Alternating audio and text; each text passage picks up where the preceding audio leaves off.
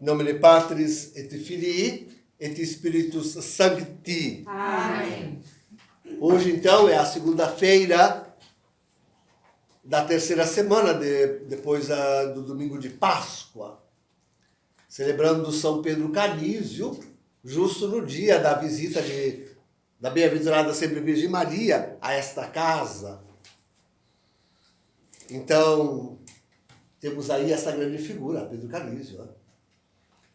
Grande figura da igreja e grande figura do Tridentino, do Concílio de Trento. Com Carlos Borromeu. Carlos Borromeu, outro grande, né? Milão, né? Outro grande. Os dois fizeram catecismo. Né? Os dois fizeram catecismo. Mas esse é jesuíta. Isso nos interessa. Esse é jesuíta. Interessante, né? Esse é jesuíta. Outro jesuíta que nós podíamos comparar e trazer à baila hoje é Karl Rahner. Karl Rahner, alemão também. Outro jesuíta, alemão também. Mas este é o grande inspirador, eu diria assim, das trevas do Vaticano II. Sabe? Aquilo que está oculto e escondido, sobretudo disto, sobretudo daquilo que está escondido, oculto, atrás das vias, atrás das palavras ambíguas e mal definidas e utilitárias do Vaticano II. Gente, que coisa impressionante. Imagina, o Tridentino atravessou séculos dirigindo a igreja, né? Dirigindo a igreja. E o Vaticano II não suportou 50 anos.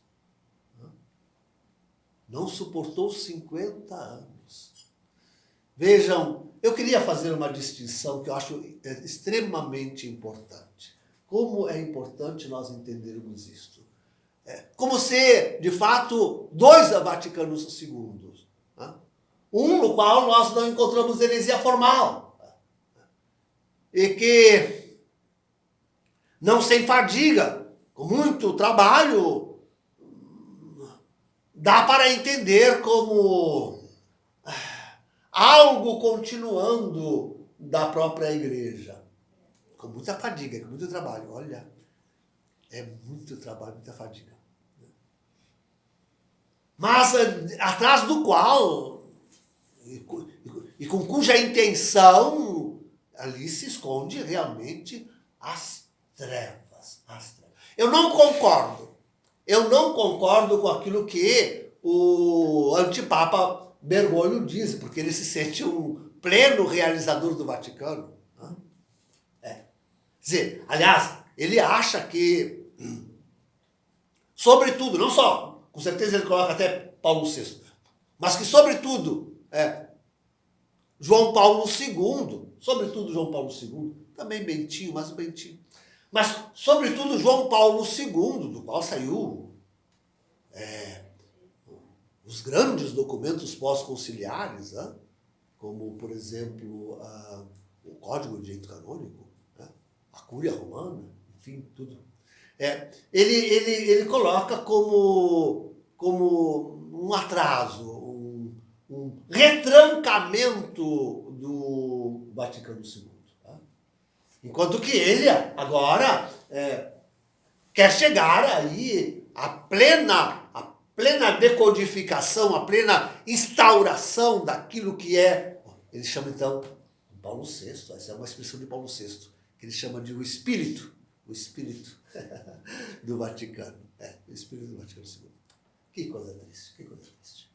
Que é o espírito de Rahner, né? E dos modernistas, né?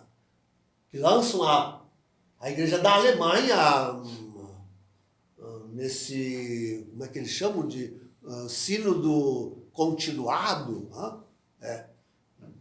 um sínodo que não se firma nunca, e no qual querem lançar a igreja, quer dizer, lançaram, a igreja está nesse, com Bergoglio está, né?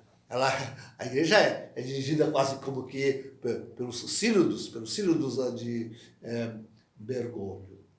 Então, mas eu queria fazer uma neta distinção, quanto possível neta, distinção entre este concílio, que de qualquer forma nós temos que interpretar sempre segundo a tradição, nem que com isso tenhamos que forçar, não a tradição, mas o concílio, para que seja obediente à tradição,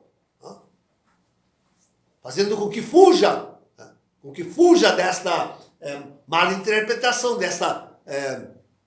desse desvio que, este sim, é herético, cismático, faz um cisma com toda a igreja de sempre. Então, talvez de fato a missa, querido, seja o melhor modo de ilustrar a coisa. Porque que dizemos da missa nova, essa missa de Paulo VI Bonini, maçom, um filho maçônico, Paulo VI, filho maçônico, e o outro maçom de carteirinha, Bonini. Olha o que podia sair. Mas o que podia sair? Podia sair esta missa, válida por ali, escapando da invalidade por ali, dito de outra maneira. Então, sim, essa talvez seja o melhor modo de ilustrar o que é o próprio concílio. Católico por ali, escapando de heresia formal por ali. Tão facilmente manipulável para a destruição da própria igreja. Então, nós vemos aí dois grandes exemplos, um de construção da igreja no Tridentino, Pedro Canizio, e o outro de destruição da igreja no Vaticano II.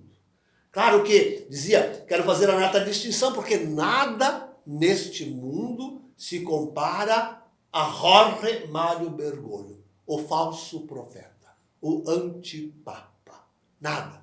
A destruição que ele propõe já não é mais um concílio titubeante, não, ali já é uma destruição dirigida, carregada, proposital, com ódio à igreja.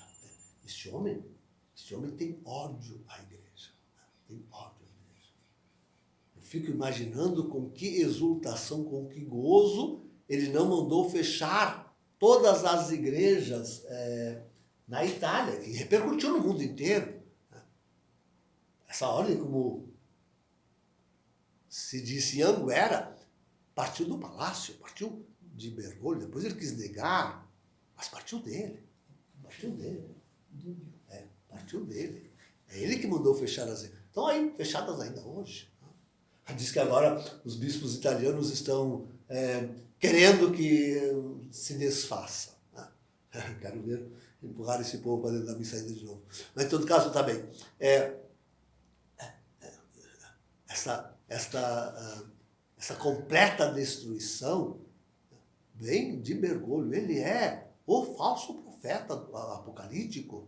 Ele é um antipapa. Ele é o grande destruidor do papado. Sirva de ilustração, sim, serve belamente de ilustração. O último anuário pontifício, não sei se vocês viram, tem na primeira página, sempre foi assim, ó, tem na primeira página começam os títulos, são 10 ou 11 títulos,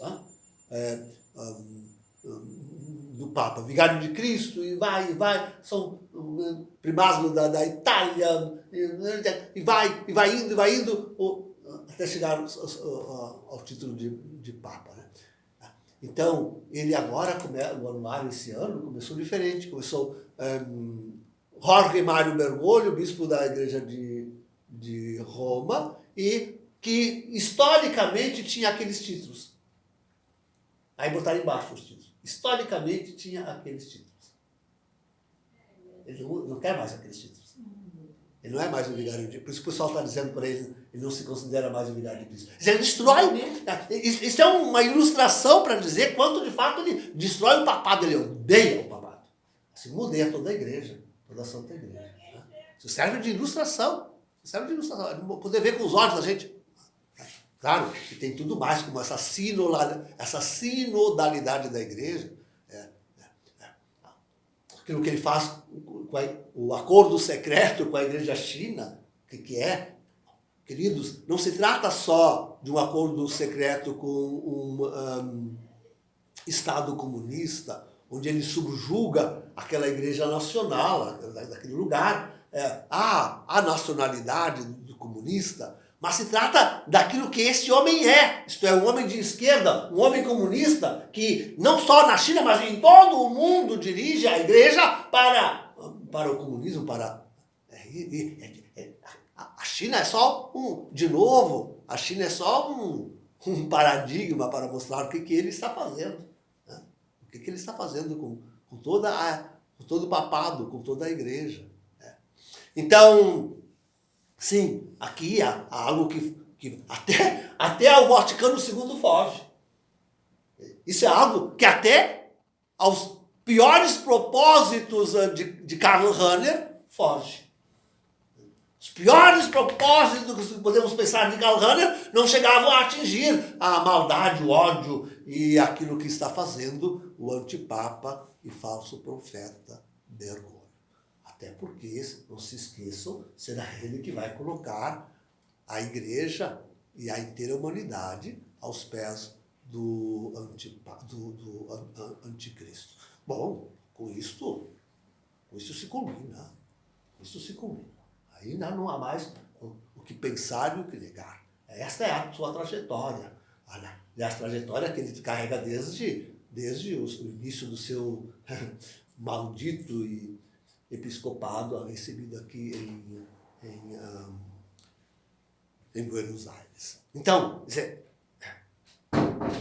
gosto de fazer essa distinção, porque, de fato, como Bergoglio, como o antipapa e falso profeta, não existe. Só será superado. Vai ser superado. Mas só será superado pelo anticristo. É a tríade demoníaca. Quais são os 3 grandes demônios que aponta o Apocalipse? Um deles sabemos dizer nome e sobrenome. Outro também. De 2 já sabemos dizer o nome. Um é Lúcifer. Outro é Jorge Mário Bergoglio. E o terceiro estamos por conhecer daqui a pouco. Então, a tríade demoníaca, um demônio esse homem. Então, sim, tem que se fazer uma distinção grande. Mas para aprendermos, queridos, quanto verdadeiramente o Tridentino e Pedro Canizo, enfim, o seu catecismo, são tão importantes. Hoje é a visita de Nossa Senhora nesta casa. Diante deste quadro, fico me perguntando qual é a tarefa dela junto de nós. E qual é a nossa tarefa junto da igreja, junto dessa humanidade perdida, dessa humanidade em tempos de falso profeta, de anticristo, e em tempos das trevas, em tempo de Lúcifer. Né? Dizer, Nossa Senhora para nós é um raiozinho de confiança, né? Um raiozinho de luz que se acende mensalmente na nossa casa para dizer que nós devemos seguir com ânimo, força e coragem, porque Deus está conosco. Pois nós devemos ser também este raiozinho de esperança, né? Que se conserve como igreja no meio desta contra-igreja e no meio desta humanidade completamente perdidos, até que desponte a luz plena do dia, que é Jesus Cristo, nosso Senhor, em sua vinda em glória e majestade. Em nome do Pai, do Filho e do Espírito Santo. Amém.